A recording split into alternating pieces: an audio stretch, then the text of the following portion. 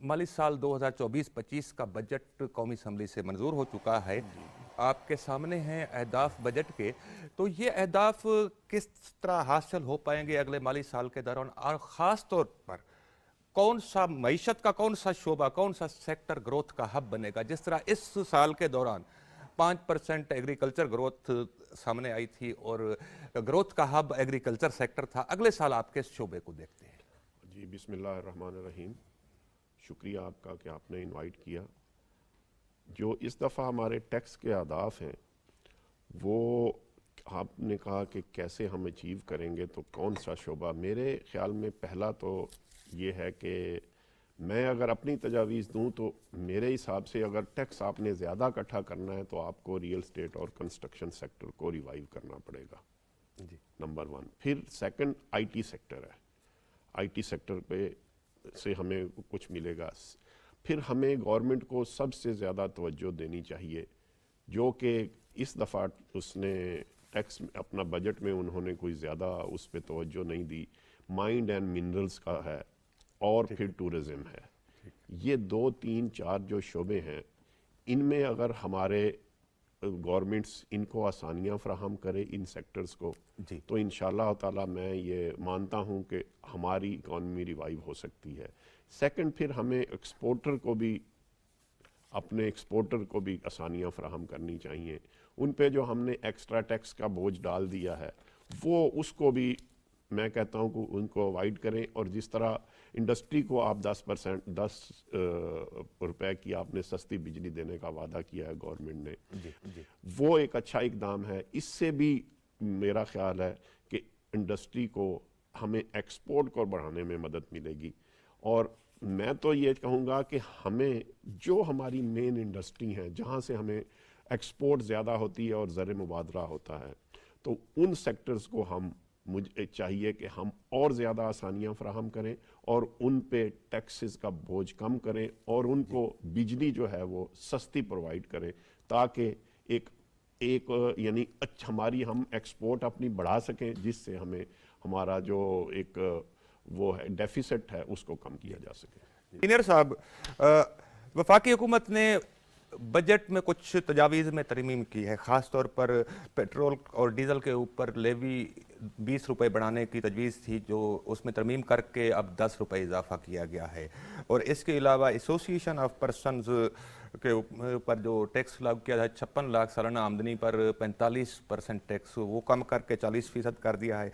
इसके अलावा दिल की बीमारियां, कैंसर और दीगर ख़तरनाक बीमारियों के इलाज और ख़ास तौर पर ऑपरेशन के लिए तिब्बी आलात जराही की दरामद पर टैक्स छूट ख़त्म की गई थी, वो दोबारा बहाल कर दी गई है टैक्स छूट। इसके साथ साथ जो ट्रस्ट हॉस्पिटल हैं, खैराती हॉस्पिटल, उनके ऊपर भी टैक्स लगाया गया था, वो तजवीज़ भी वापस ले ली गई है और वो टैक्स छूट बरकरार रहेगी। आला तालीमी इदारों के, यूनिवर्सिटियों के असातिज़ा, रिसर्चर को जो 25% रिबेट दिया जाता था इनकम टैक्स पर, वो ख़त्म किया गया बजट तजावीज़ में। लेकिन बाद में जुमा के दिन वज़ीर ख़जाना ने जो तरामीम पेश की वो बहाल कर दिया गया।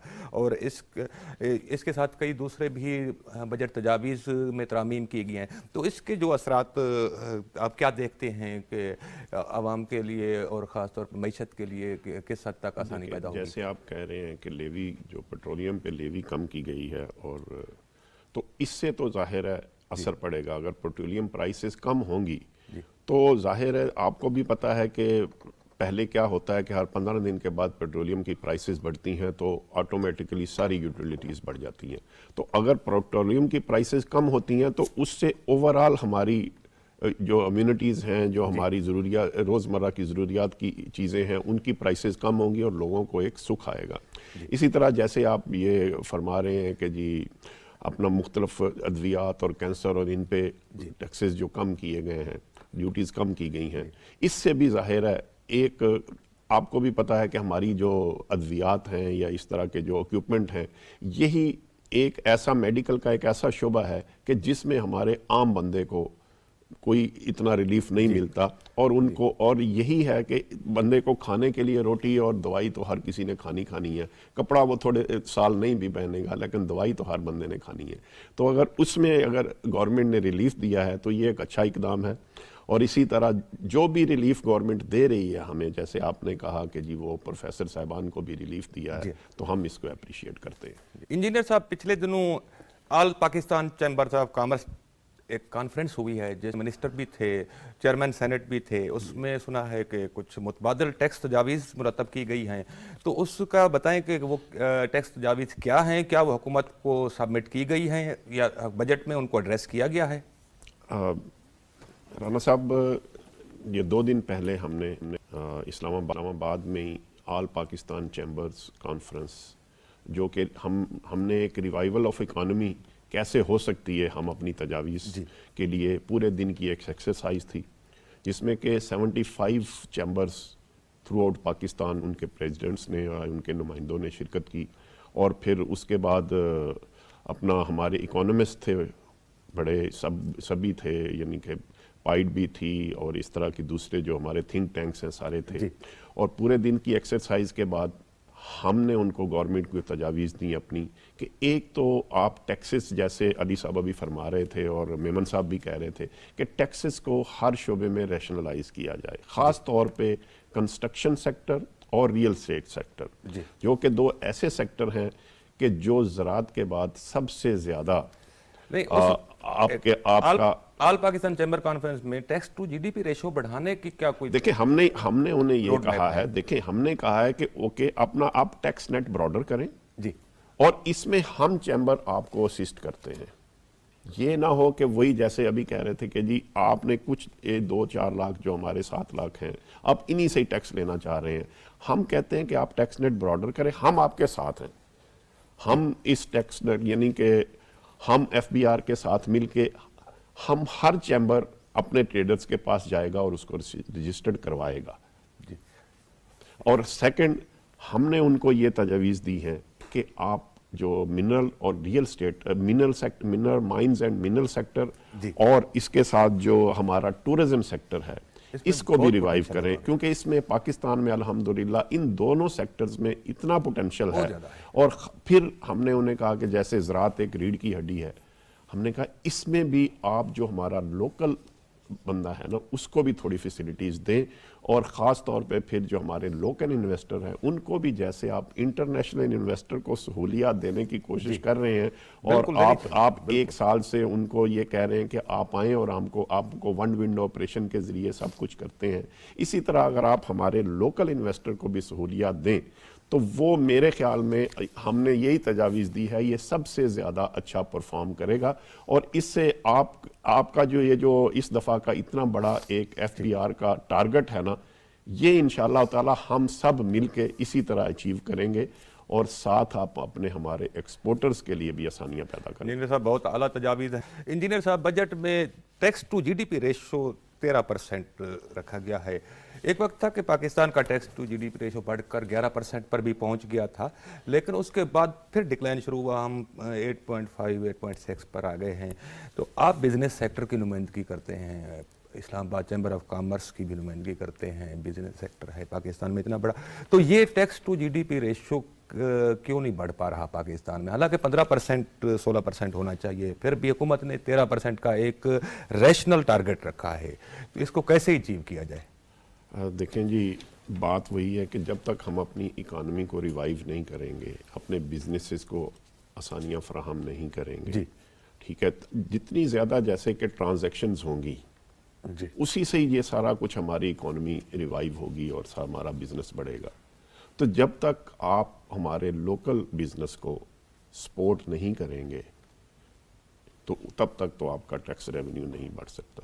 تو ہم نے اگر اپنے ٹیکس ریونیو بڑھانے ہیں، ہم نے ٹیکس بیس بھی بڑھانا ہے، tax to G D P ratio بڑھانی ہے، ٹیکس بیس بڑھائیں گے تو ظاہر ہے وہ جتنا بزنس چلے گا۔ میں یہ پوچھنا چاہ رہا تھا کہ پاکستان میں کون سے ایسے شعبے ہیں جو ٹیکس نہیں دے رہے یا کم ٹیکس دے رہے ہیں انکم کے مقابلے میں، ان کو ٹیکس نیٹ میں لایا جا سکتا ہے؟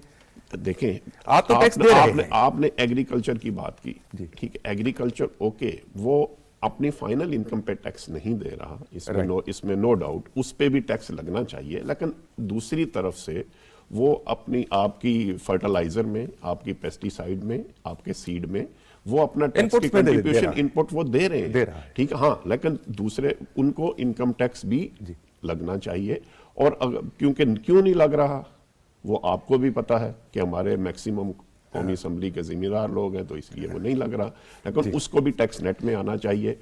सेकंड, मैं वही फिर दोबारा कहूँगा कि हम जब तक रियल स्टेट और कंस्ट्रक्शन सेक्टर को नहीं बढ़ाएंगे, नहीं इनके टैक्स कम करें। देखिए, अगर आपका 3% टैक्स है, आप 1% पे ले आए, 100 ट्रांजैक्शन हो जाएंगे ना। ये भी है, टैक्स ब्रॉडर करें आप। पहले भी हम डिस्कस करते रहे, जी, इसमें जी। इशू एक ये भी है कि रियल स्टेट में जो इन्वेस्टमेंट कैपिटल पार्क हो रहा है वो टोटल इन्वेस्टमेंट कैपिटल का 48% है। यस।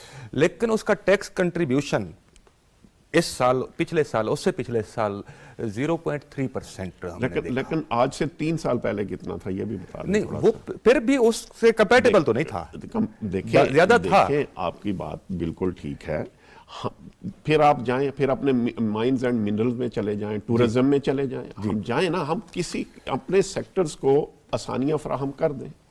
बाहर से इन्वेस्टमेंट आएगी, हम अपने लोकल इन्वेस्टर को कहें कि वो अपने पार्टनर्स ढूंढें। डॉक्टर साहब क्या तजवीज़ करेंगे? इंजीनियर साहब क्विकली, ये जो प्राइवेटाइजेशन का इशू है, जब कोई हुकूमत जुरत करती है और किसी इदारे को प्राइवेटाइज करने को, तो फिर एक फेक न्यूज़ आ जाती है, एक अफवाहों का बाजार गर्म हो जाता है कि जी फलां ग्रुप, फलां कोई बड़ी शख्सियत के लिए PIA को खरीदना चाह रहा है या ये क्या करना चाह रहा है। तो ये जो चीज़ें हैं कितने कैसा तक डैमेज करती हैं इस प्रोसेस को? ये देखें, मैं तो जब से ये प्राइवेटाइजेशन की बात चल रही है, ये देख रहा हूँ कि कोई अगर सियासी जमात गवर्नमेंट में होती है तो वो उसकी सपोर्ट करती है, जो अपोजिशन में होती है वो उसको इसके यही इस तरह के पॉइंट रेज करना शुरू कर देती है। तो मेरी इस वक्त तमाम सियासी जमातों से ये रिक्वेस्ट है कि खुदारा ये वो अदारे हैं जो इस मुल्क को चाट रहे हैं, जो हमें आगे ही नहीं बढ़ने दे रहे। हम इतनी सब्सिडीज इनको दे रहे हैं कि हम एक अपने गरीब बंदे के लिए कुछ सोच ही नहीं सक रही हुकूमत। तो जिस तरह भी ये हो सके इन अदारों को प्राइवेटाइज होने दें, और ताकि हमारे जो भी पैसे बचें, जो हम टैक्स इकट्ठा करें, वो हम अपने गरीब बंदे पे लगा सकें, अपने अवाम पे लगा सकें। आपका बहुत शुक्रिया, आपने अपना कीमती वक्त दिया। डॉक्टर साहब का बहुत शुक्रिया।